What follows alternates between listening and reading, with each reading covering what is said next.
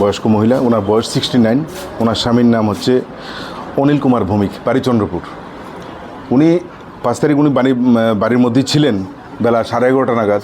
তখন দুটো ছেলে বাড়িতে এসে বলে যে আমরা বাড়িঘর পরিষ্কার করি, আপনার বাড়িটা পরিষ্কার করে দেবো। কিন্তু এই বয়স্ক মহিলা যিনি বিশাখা দেবনাথ, উনি বাড়িতে তিনি একাই ছিলেন তখন। সেই সুযোগে ওরা হঠাৎ করে মহিলাকে ধারালো অস্ত্র মানে ছুরি এই সমস্ত দেখিয়ে ওনার গলার থেকে সোনার চেনটা ছিনিয়ে নিয়ে যায়। তো এই অভিযোগ মূলে পূর্ব থানায় একটি কেস হয়। তো এবং তখন পূর্ব থানার ওসি রানা চ্যাটার্জি অফিসারদের নিয়ে গিয়ে একটা টিম বানায় এবং এই ধরনের যারা ক্রাইম করে ওদের একটা লিস্ট তৈরি করে ওই মহিলাকে দিয়ে শনাক্ত করার চেষ্টা করে।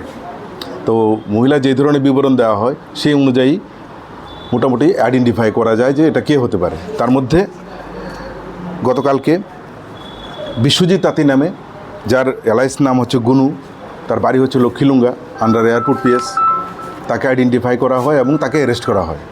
তাকে জিজ্ঞাসাবাদের পর তার কাছ থেকে সেই ছিনতাই করা সোনার চেনটি পাওয়া যায়। তো আজকে তাকে কোর্টে পাঠানো হবে এবং রিমান্ডের প্রয়াসসহ তার সঙ্গে যদি কেউ অ্যাসোসিয়েট থেকে থাকে ওটার নাম বার করা হবে এবং তার বিরুদ্ধেও অ্যাকশন নেওয়া হবে। যেহেতু বলা যে 2জন লোক ছিল, এখনও আইডেন্টিফাই করা যায়নি। এখন ওকে জিজ্ঞাসাবাদ করে ওকে বাকি যে ছিল তাকে আইডেন্টিফাই করে অ্যারেস্ট করা হবে।